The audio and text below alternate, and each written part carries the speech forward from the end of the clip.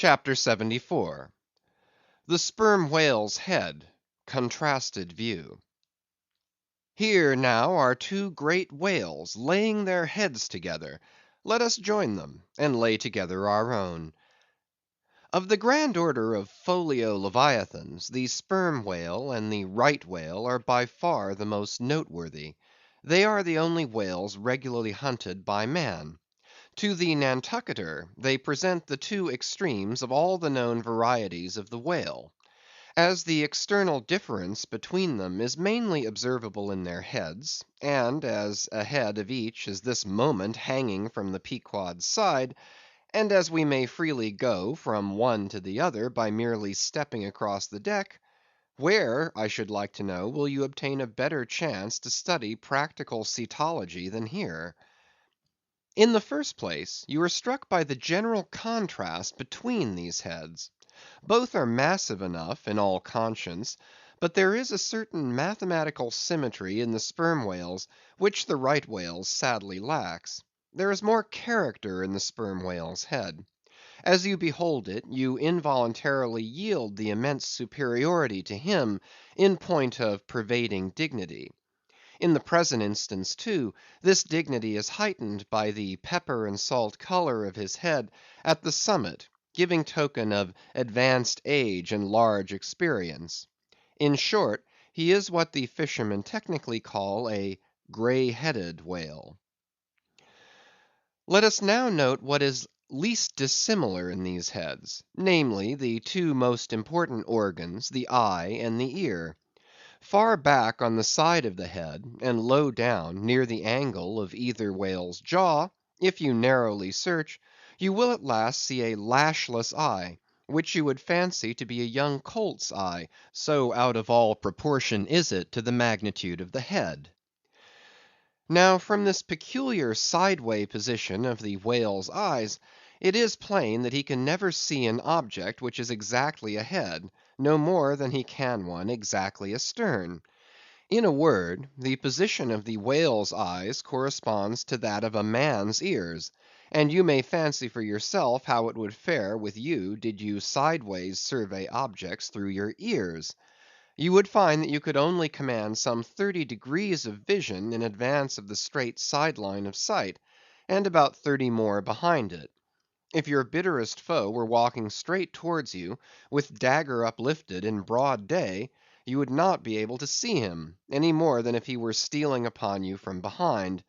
In a word, you would have two backs, so to speak, but at the same time also two fronts, side fronts. For what is it that makes the front of a man, what indeed, but his eyes? Moreover, while in most other animals that I can now think of, the eyes are so planted as imperceptibly to blend their visual power, so as to produce one picture and not two to the brain, the peculiar position of the whale's eyes, effectually divided as they are by many cubic feet of solid head, which towers between them like a great mountain separating two lakes in valleys, this of course must wholly separate the impressions which each independent organ imparts. The whale, therefore, must see one distinct picture on this side, and another distinct picture on that side, while all between must be profound darkness and nothingness to him. Man may, in effect, be said to look out on the world from a sentry box with two joined sashes for his window, but for the whale, these two sashes are separately inserted, making two distinct windows, but sadly impairing the view. This peculiarity of the whale's eyes is a thing always to be borne in mind in the fishery, and to be remembered by the reader in some subsequent scenes. A curious and most puzzling question might be started concerning this visual matter as touching the Leviathan. But I must be content with a hint. So long as a man's eyes are open in the light, the act of seeing is involuntary; that is, he cannot help mechanically seeing whatever objects are before him. Nevertheless, any one's experience will teach him that though he can take in an undiscriminating sweep of things at one glance, it is quite impossible for him, attentively and completely, to examine any two things, however large or however small, at one and the same instant of time, never mind if they lie side by side and touch each other. But if you now come to separate these two objects, and surround each by a circle of profound darkness, then in order to see one of them, in such a manner as to bring your mind to bear on it, the other will be utterly excluded from your contemporary consciousness. How is it then with the whale? True, both his eyes in themselves must simultaneously act, but is his brain so much more comprehensive, combining, and subtle than man's, that he can, at the same moment of time, attentively examine two distinct prospects, one on one side of him, and the other in an exactly opposite direction? If he can, then is it a marvellous thing in him, as if a man were able to simultaneously go through the demonstrations of two distinct problems in Euclid; nor, strictly investigated, is there any incongruity in this comparison. It may be but an idle whim, but it has always seemed to me that the extraordinary vacillations of movement displayed by some whales when beset by 3 or 4 boats, the timidity and liability to queer frights so common to such whales, I think that all this indirectly proceeds from the helpless perplexity of volition in which their divided and diametrically opposite powers of vision must involve them. But the ear of the whale is full as curious as the eye. If you are an entire stranger to their race, you might hunt over these two heads for hours and never discover that organ. The ear has no external leaf whatever, and into the hole itself you can hardly insert a quill, so wondrously minute is it. It is lodged a little behind the eye. With respect to their ears, this important difference is to be observed between the sperm whale and the right. While the ear of the former has an external opening, that of the latter is entirely and evenly covered over with a membrane, so as to be quite imperceptible from without. Is it not curious that so vast a being as the whale should see the world through so small an eye, and hear the thunder through an ear which is smaller than a hare's? But if the eye were broad as the lens of Herschel's great telescope, and his ears capacious as the porches of cathedrals, would that make him any longer of sight or sharper of hearing? Not at all. Why then do you try to enlarge your mind? Subtilize it. Let us now, with whatever levers and steam engines we have at hand, cant over the sperm whale's head, that it may lie bottom up; then, ascending by a ladder to the summit, have a peep down the mouth. And were it not that the body is now completely separated from it, with a lantern we might descend into the great Kentucky mammoth cave of the stomach. But let us hold on here by this tooth, and look about us where we are.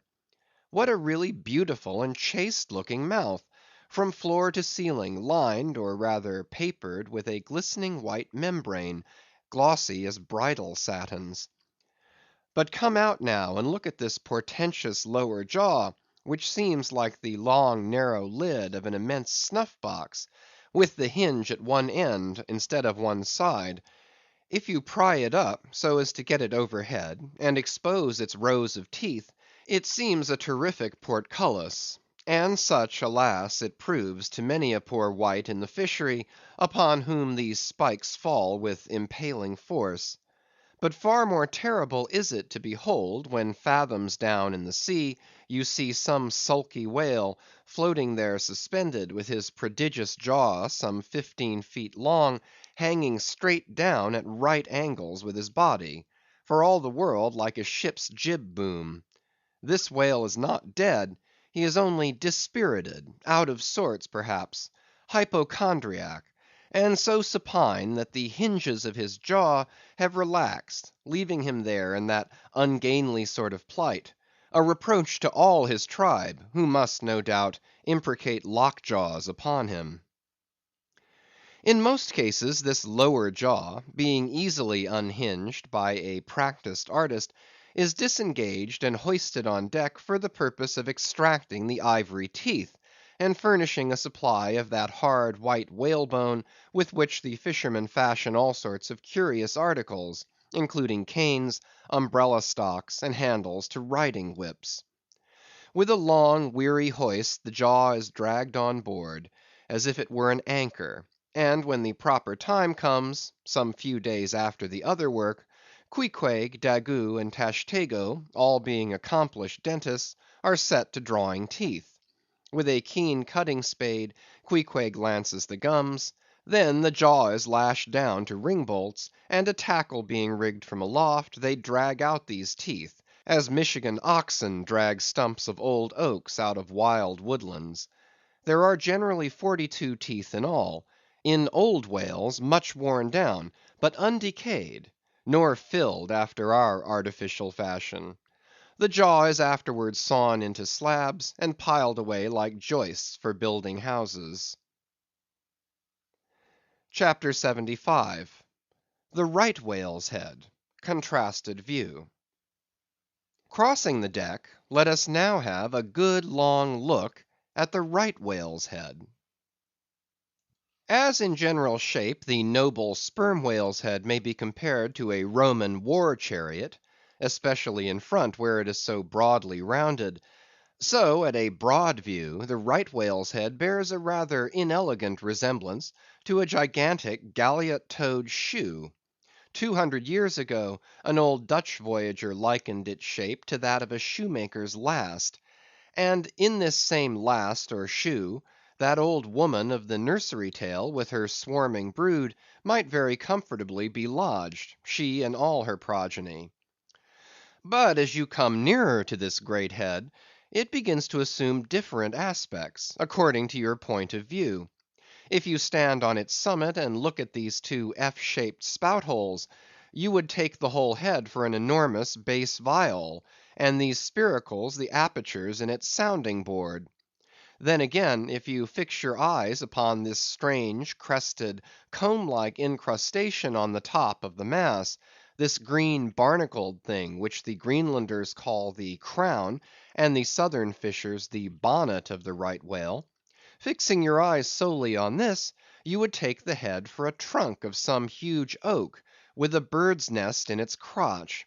At any rate, when you watch those live crabs that nestle here on this bonnet, such an idea will be almost sure to occur to you, unless indeed your fancy has been fixed by the technical term crown also bestowed upon it, in which case you will take great interest in thinking how this mighty monster is actually a diademed king of the sea, whose green crown has been put together for him in this marvellous manner.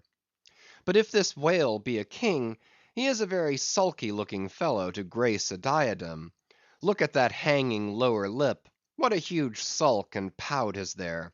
A sulk and pout by carpenter's measurement, about 20 feet long and 5 feet deep; a sulk and pout that will yield you some 500 gallons of oil and more. A great pity now that this unfortunate whale should be hare-lipped. The fissure is about a foot across. Probably the mother during an important interval was sailing down the Peruvian coast when earthquakes caused the beach to gape. Over this lip, as over a slippery threshold, we now slide into the mouth. Upon my word, were I at Mackinaw, I should take this to be the inside of an Indian wigwam. Good Lord! Is this the road that Jonah went? The roof is about 12 feet high, and runs to a pretty sharp angle, as if there were a regular ridge‐pole there; while these ribbed, arched, hairy sides present us with those wondrous, half‐vertical, scimitar‐shaped slats of whalebone, say 300 on a side, which, depending from the upper part of the head or crown bone, form those Venetian blinds which have elsewhere been cursorily mentioned. The edges of these bones are fringed with hairy fibres, through which the right whale strains the water, and in whose intricacies he retains the small fish when open-mouthed he goes through the seas of brit in feeding time. In the central blinds of bone, as they stand in their natural order, there are certain curious marks, curves, hollows, and ridges, whereby some whalemen calculate the creature's age, as the age of an oak by its circular rings. Though the certainty of this criterion is far from demonstrable, yet it has the savor of analogical probability.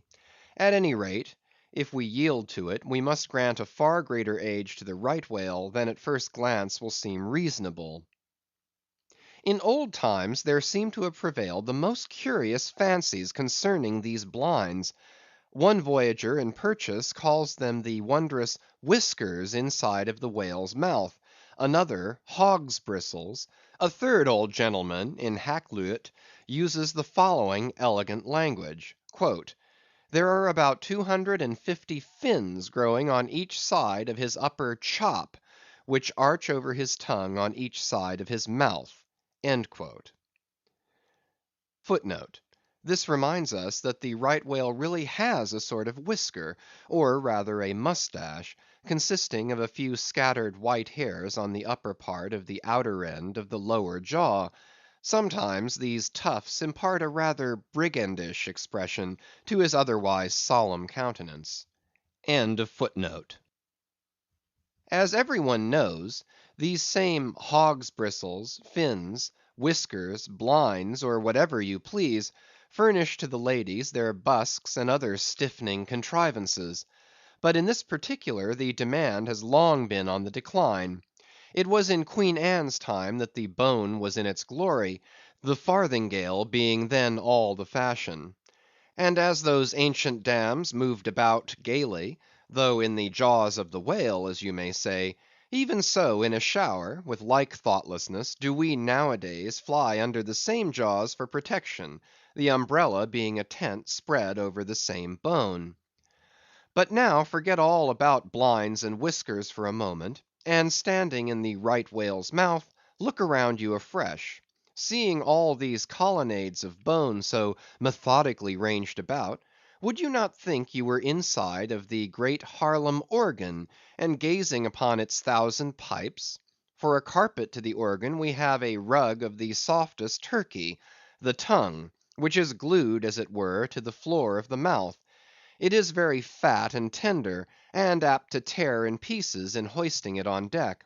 This particular tongue now before us, at a passing glance I should say it was a 6-barreler; that is, it will yield you about that amount of oil. Ere this, you must have plainly seen the truth of what I started with, that the sperm whale and the right whale have almost entirely different heads. To sum up, then, in the right whales there is no great well of sperm, no ivory teeth at all, no long, slender mandible of a lower jaw like the sperm whales. Nor in the sperm whale are there any of those blinds of bone, no huge lower lip, and scarcely anything of a tongue. Again, the right whale has 2 external spout holes, the sperm whale only 1. Look your last now on these venerable hooded heads, while they yet lie together; for one will soon sink unrecorded in the sea, and the other will not be very long in following. Can you catch the expression of the sperm whale's there? It is the same he died with, only some of the longer wrinkles in the forehead now seem faded away. I think his broad brow to be full of a prairie-like placidity, born of a speculative indifference as to death. But mark the other head's expression. See that amazing lower lip pressed by accident against the vessel's side, so as firmly to embrace the jaw. Does not this whole head seem to speak of an enormous practical resolution in facing death? This right whale I take to have been a stoic; the sperm whale a Platonian, who might have taken up Spinoza in his latter years. CHAPTER 76. The Battering Ram. Ere quitting for the nonce the sperm whale's head, I would have you, as a sensible physiologist simply, particularly remark its front aspect, in all its compacted collectedness. I would have you investigate it now, with the sole view of forming to yourself some unexaggerated, intelligent estimate of whatever battering ram power may be lodged there.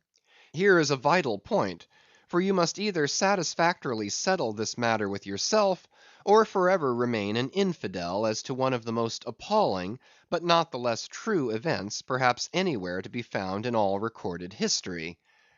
You observe that in the ordinary swimming position of the sperm whale, the front of his head presents an almost wholly vertical plane to the water. You observe that the lower part of that front slopes considerably backwards, so as to furnish more of a retreat for the long socket which receives the boom-like lower jaw. You observe that the mouth is entirely under the head, much in the same way, indeed, as though your own mouth were entirely under your chin.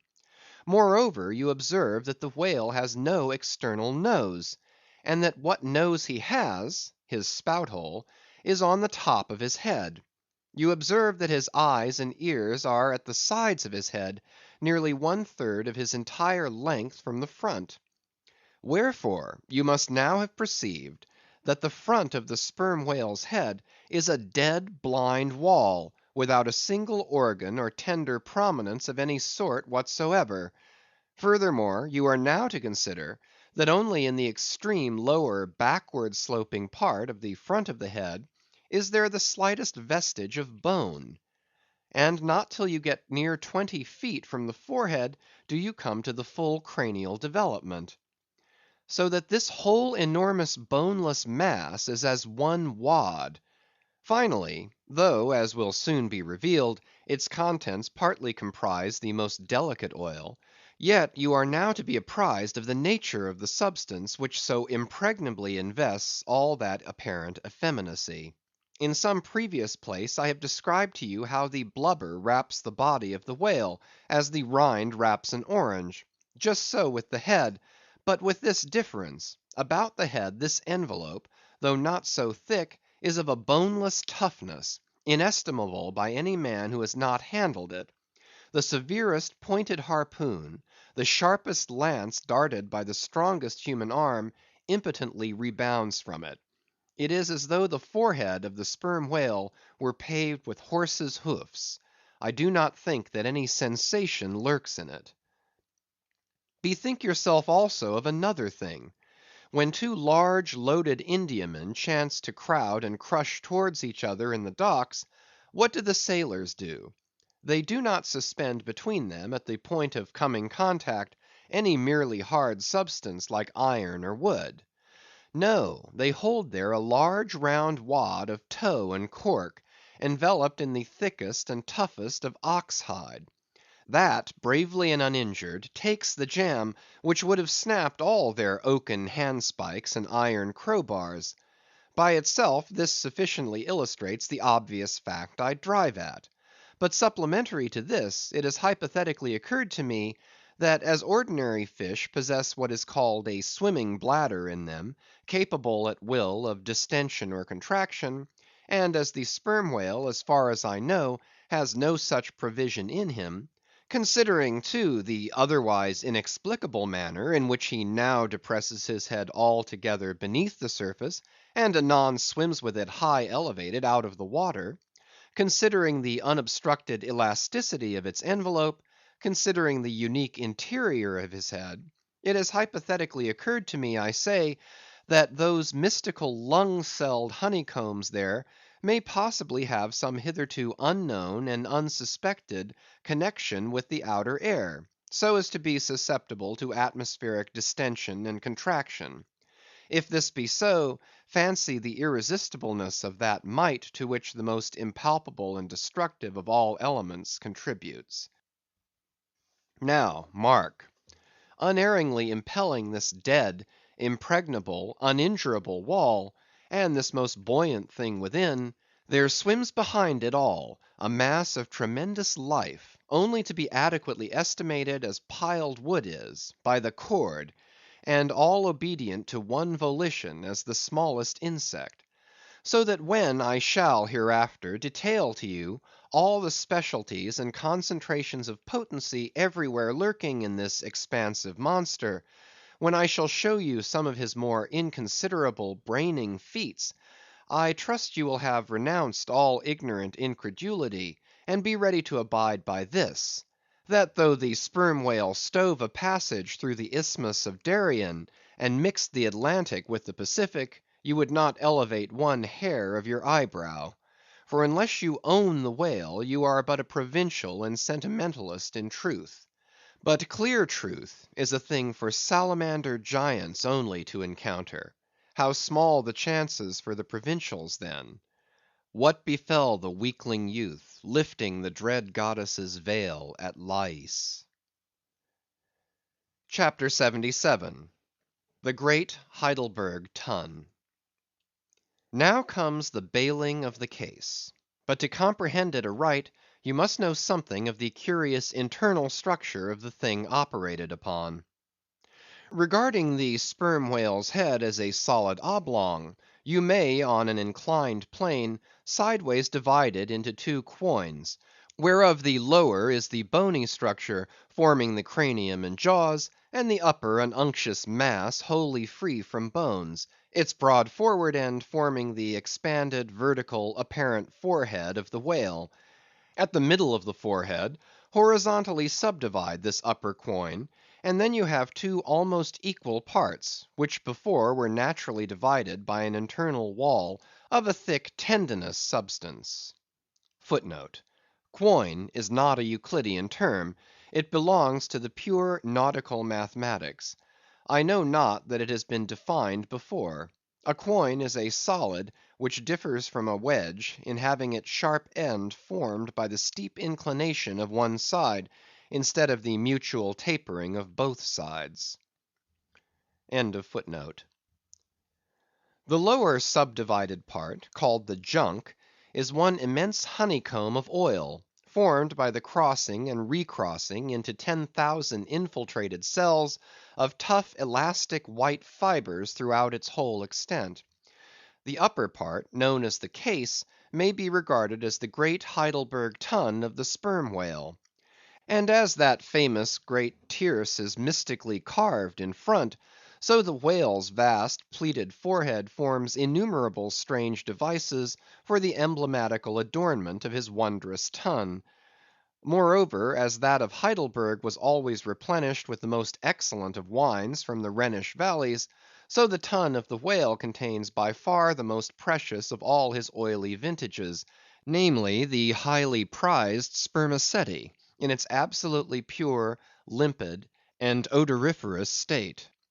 Nor is this precious substance found unalloyed in any other part of the creature. Though in life it remains perfectly fluid, yet upon exposure to the air after death, it soon begins to concrete, sending forth beautiful crystalline shoots, as when the first thin, delicate ice is just forming in water. A large whale's case generally yields about 500 gallons of sperm, though from unavoidable circumstances, considerable of it is spilled, leaks and dribbles away, or is otherwise irrevocably lost in the ticklish business of securing what you can. I know not with what fine and costly material the Heidelberg tun was coated within, but in superlative richness that coating could not possibly have compared with the silken pearl colored membrane, like the lining of a fine pelisse, forming the inner surface of the sperm whale's case. It will have been seen that the Heidelberg tun of the sperm whale embraces the entire length of the entire top of the head; and since, as has been elsewhere set forth, the head embraces 1/3 of the whole length of the creature, then setting that length down at 80 feet for a good sized whale, you have more than 26 feet for the depth of the tun, when it is lengthwise hoisted up and down against the ship's side. As in decapitating the whale, the operator's instrument is brought close to the spot where an entrance is subsequently forced into the spermaceti magazine. He has, therefore, to be uncommonly heedful, lest a careless, untimely stroke should invade the sanctuary, and wastingly let out its invaluable contents. It is this decapitated end of the head, also, which is at last elevated out of the water, and retained in that position by the enormous cutting tackles, whose hempen combinations on one side make quite a wilderness of ropes in that quarter. Thus much being said, attend now, I pray you, to that marvellous and, in this particular instance, almost fatal operation, whereby the sperm whale's great Heidelberg tun is tapped. CHAPTER 78. Cistern and Buckets.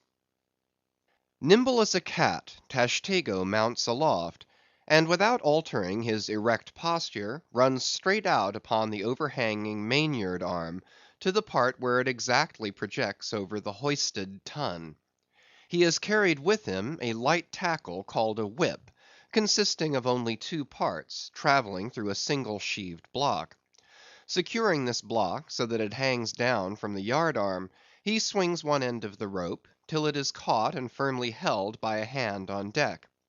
Then, hand over hand, down the other part, the Indian drops through the air, till, dexterously, he lands on the summit of the head. There, still high elevated above the rest of the company, to whom he vivaciously cries, he seems some Turkish muezzin calling the good people to prayers from the top of a tower. A short‐handled sharp spade being sent up to him, he diligently searches for the proper place to begin breaking into the tun. In this business he proceeds very heedfully, like a treasure hunter in some old house, sounding the walls to find where the gold is masoned in. By the time this cautious search is over, a stout iron‐bound bucket, precisely like a well bucket, has been attached to one end of the whip, while the other end, being stretched across the deck, is there held by 2 or 3 alert hands. These last now hoist the bucket within grasp of the Indian, to whom another person has reached up a very long pole. Inserting this pole into the bucket, Tashtego downward guides the bucket into the tun, till it entirely disappears. Then, giving the word to the seamen at the whip, up comes the bucket again, all bubbling like a dairymaid's pail of new milk. Carefully lowered from its height, the full freighted vessel is caught by an appointed hand, and quickly emptied into a large tub. Then remounting aloft, it again goes through the same round until the deep cistern will yield no more. Towards the end, Tashtego has to ram his long pole harder and harder, and deeper into the tun, until some 20 feet of the pole have gone down. Now, the people of the Pequod had been bailing some time in this way; several tubs had been filled with the fragrant sperm, when all at once a queer accident happened. Whether it was that Tashtego, that wild Indian, was so heedless and reckless as to let go for a moment his one‐handed hold on the great cabled tackles suspending the head, or whether the place where he stood was so treacherous and oozy, or whether the evil one himself would have it fall out so, without stating his particular reasons; how it was exactly there is no telling now; but on a sudden, as the 80th or 90th bucket came suckingly up, my God! poor Tashtego, like the twin reciprocating bucket in a veritable well, dropped head foremost down into this great tun of Heidelburg, and with a horrible oily gurgling went clean out of sight. "Man overboard!" cried Daggoo, who, amid the general consternation, first came to his senses. "Swing the bucket this way!" and putting one foot into it, so as the better to secure his slippery handhold on the whip itself, the hoisters ran him high to the top of the head, almost before Tashtego could have reached its interior bottom. Meantime there was a terrible tumult. Looking over the side, they saw the before lifeless head throbbing and heaving just below the surface of the sea, as if that moment seized with some momentous idea, whereas it was only the poor Indian unconsciously revealing by those struggles the perilous depth to which he had sunk. At this instant, while Daggoo on the summit of the head was clearing the whip, which had somehow got foul of the great cutting tackles, a sharp cracking noise was heard, and to the unspeakable horror of all, one of the 2 enormous hooks suspending the head tore out, and with a vast vibration the enormous mass sideways swung, till the drunk ship reeled and shook as if smitten by an iceberg. The one remaining hook, upon which the entire strain now depended, seemed every instant to be on the point of giving way, an event still more likely from the violent motions of the head. "Come down, come down!" yelled the seamen to Daggoo, but with one hand holding on to the heavy tackles, so that if the head should drop he would still remain suspended, the negro having cleared the foul line, rammed down the bucket into the now collapsed well, meaning that the buried harpooneer should grasp it, and so be hoisted out. "In heaven's name, man," cried Stubb, "are you ramming home a cartridge there? Avast! How'll that help him? Jamming that iron-bound bucket on top of his head. Avast, will ye?" "Stand clear of the tackle!" cried a voice like the bursting of a rocket. Almost in the same instant, with a thunder boom, the enormous mass dropped into the sea, like Niagara's Table Rock into the whirlpool. The suddenly relieved hull rolled away from it, to far down her glittering copper, and all caught their breath, as half swinging, now over the sailors' heads, and now over the water, Daggoo, through a thick mist of spray, was dimly beheld clinging to the pendulous tackles, while poor buried alive Tashtego was sinking utterly down to the bottom of the sea. But hardly had the blinding vapor cleared away, when a naked figure with a boarding sword in his hand was for one swift moment seen hovering over the bulwarks. The next, a loud splash announced that my brave Queequeg had dived to the rescue. One packed rush was made to the side, and every eye counted every ripple, as moment followed moment, and no sign of either the sinker or the diver could be seen. Some hands now jumped into a boat alongside, and pushed a little off from the ship. "Ha, ha!" cried Daggoo all at once, from his now quiet swinging perch overhead; and looking further off from the side, we saw an arm thrust upright from the blue waves. A strange sight to see, as an arm thrust forth from the grass over a grave. "Both! both! it is both!" cried Daggoo again with a joyful shout. And soon after, Queequeg was seen boldly striking out with one hand, and with the other clutching the long hair of the Indian. Drawn into the waiting boat, they were quickly brought to the deck; but Tashtego was long in coming to, and Queequeg did not look very brisk. Now how had this noble rescue been accomplished? Why, diving after the slowly descending head, Queequeg, with his keen sword, had made side lunges near its bottom, so as to scuttle a large hole there; then, dropping his sword, had thrust his long arm far inwards and upwards, and so hauled out poor Tash by the head. He averred that upon first thrusting in for him, a leg was presented; but well knowing that that was not as it ought to be, and might occasion great trouble, he had thrust back the leg, and by a dexterous heave and toss, had wrought a somerset upon the Indian, so that with the next trial he came forth in the good old way, head foremost. As for the great head itself, that was doing as well as could be expected. And thus through the courage and great skill in obstetrics of Queequeg, the deliverance, or rather delivery of Tashtego, was successfully accomplished; in the teeth, too, of the most untoward and apparently hopeless impediments; which is a lesson by no means to be forgotten. Midwifery should be taught in the same course with fencing and boxing, riding and rowing. I know that this queer adventure of the Gay Headers will be sure to seem incredible to some landsmen, though they themselves have either seen or heard of some one's falling into a cistern ashore; an accident which not seldom happens, and with much less reason too than the Indians, considering the exceeding slipperiness of the curb of the sperm whale's well. But, peradventure, it may be sagaciously urged, how is this?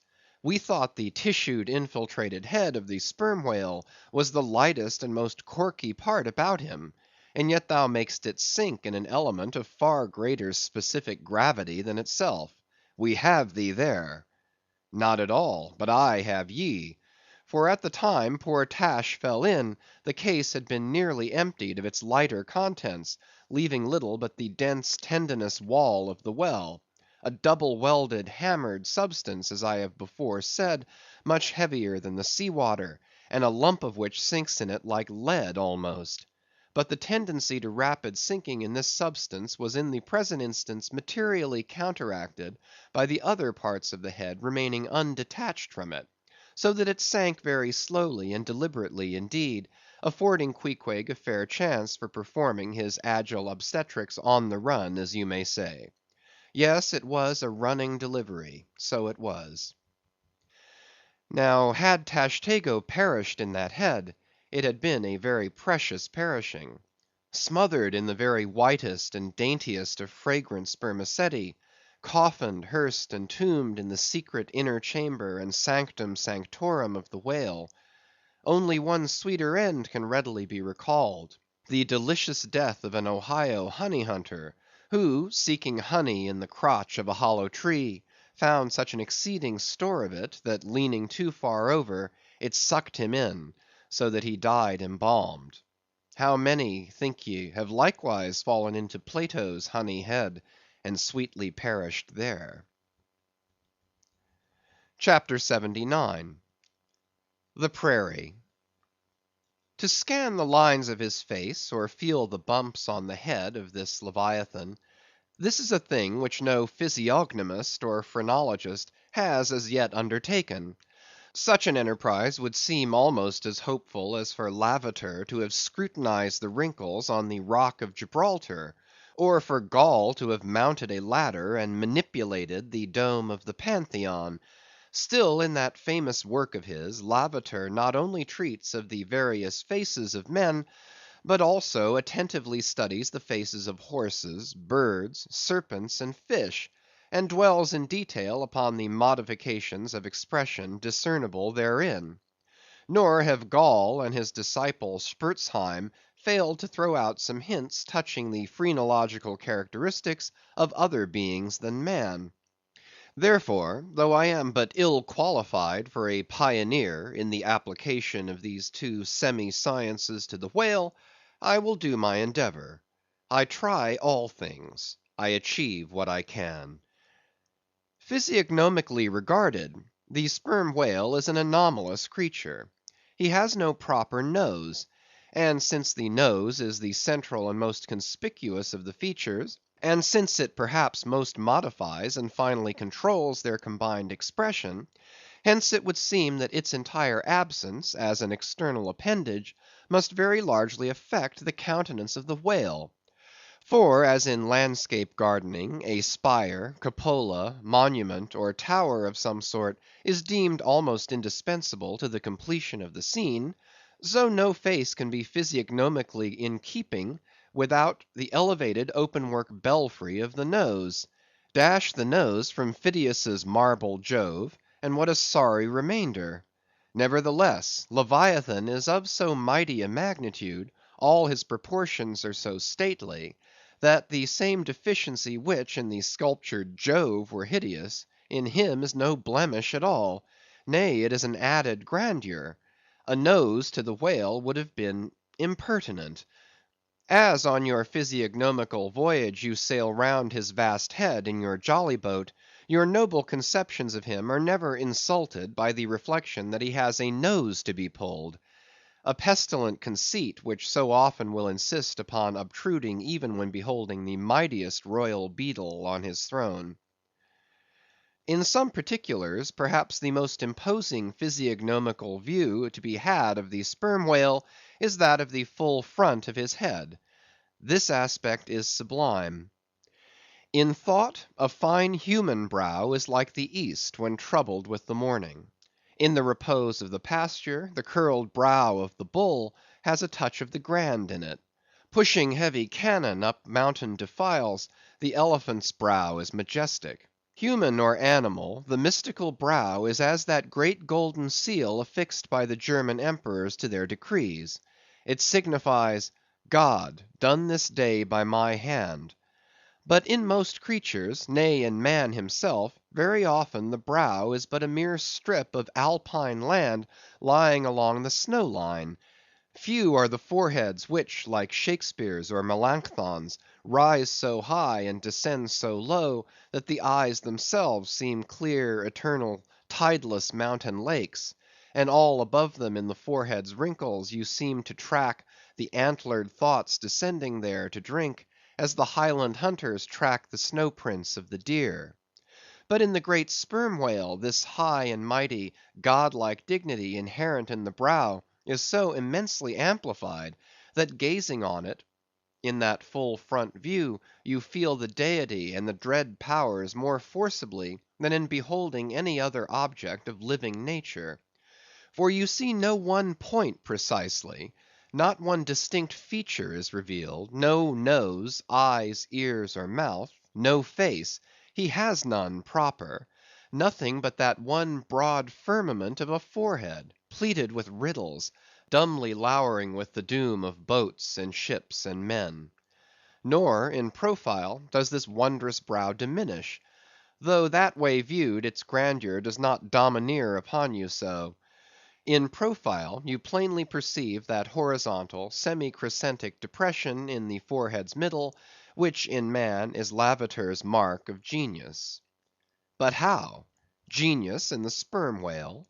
Has the sperm whale ever written a book, spoken a speech? No, his great genius is declared in his doing nothing particular to prove it.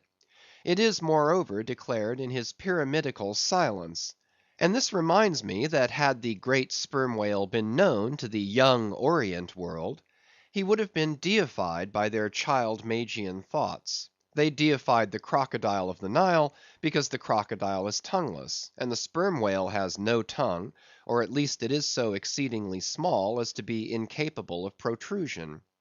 If hereafter any highly cultured, poetical nation shall lure back to their birthright the merry May day gods of old, and livingly enthrone them again in the now egotistical sky, in the now unhaunted hill; then be sure, exalted to Jove's high seat, the great sperm whale shall lord it.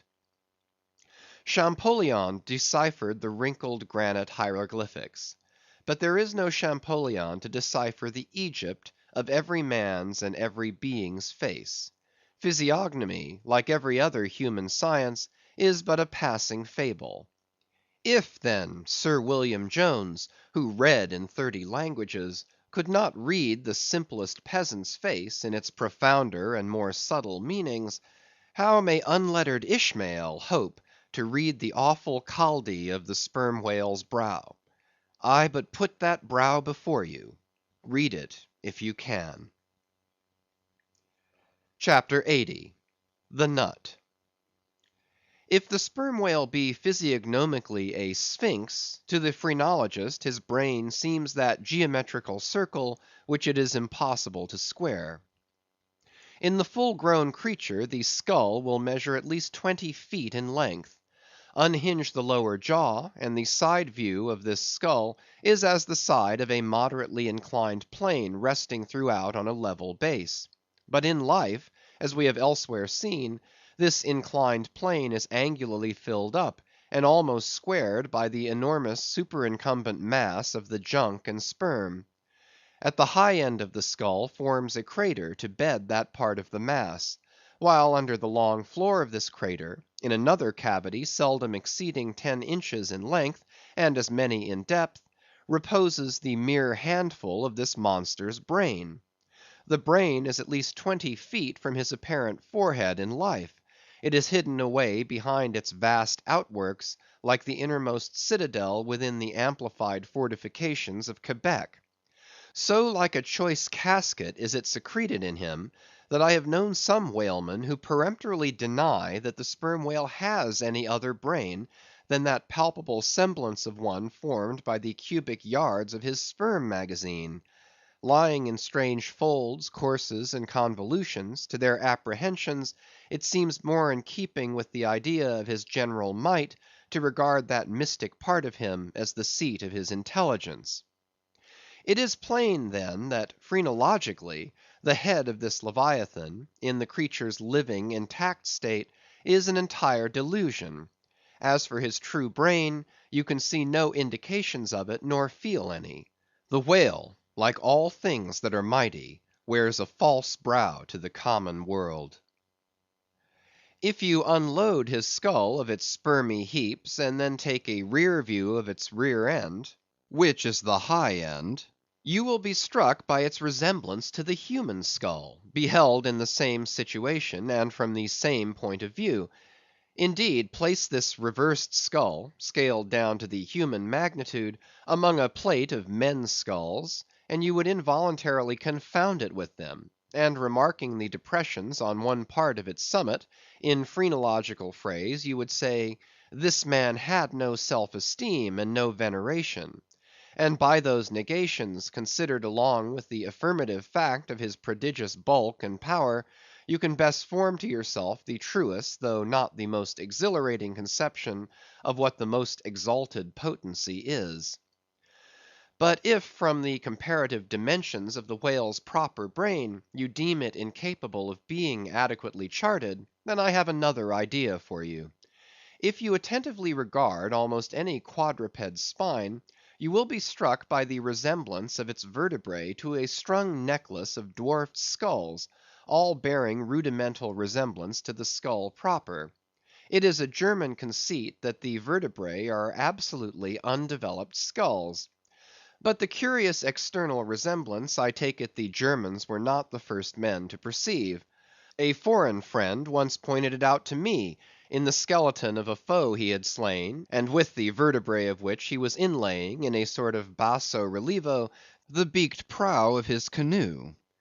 Now, I consider that the phrenologists have omitted an important thing in not pushing their investigations from the cerebellum through the spinal canal, for I believe that much of a man's character will be found betokened in his backbone. I would rather feel your spine than your skull, whoever you are. A thin joist of a spine never yet upheld a full and noble soul.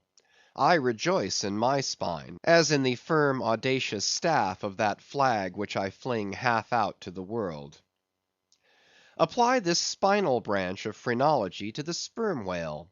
His cranial cavity is continuous with the first neck vertebra, and in that vertebra the bottom of the spinal canal will measure 10 inches across, being 8 in height, and of a triangular figure with the base downwards. As it passes through the remaining vertebrae, the canal tapers in size, but for a considerable distance remains of large capacity. Now, of course, this canal is filled with much the same strangely fibrous substance, the spinal cord, as the brain, and directly communicates with the brain. And what is still more, for many feet after emerging from the brain's cavity, the spinal cord remains of an undecreasing girth, almost equal to that of the brain. Under all these circumstances, would it be unreasonable to survey and map out the whale's spine phrenologically? For viewed in this light, the wonderful comparative smallness of his brain proper is more than compensated by the wonderful comparative magnitude of his spinal cord. But leaving this hint to operate as it may with the phrenologist, I would merely assume the spinal theory for a moment, in reference to the sperm whale's hump. This august hump, if I mistake not, rises over one of the larger vertebrae, and is therefore in some sort the outer convex mold of it. From its relative situation, then, I should call this high hump the organ of firmness or indomitableness in the sperm whale. And that the great monster is indomitable, you will yet have reason to know.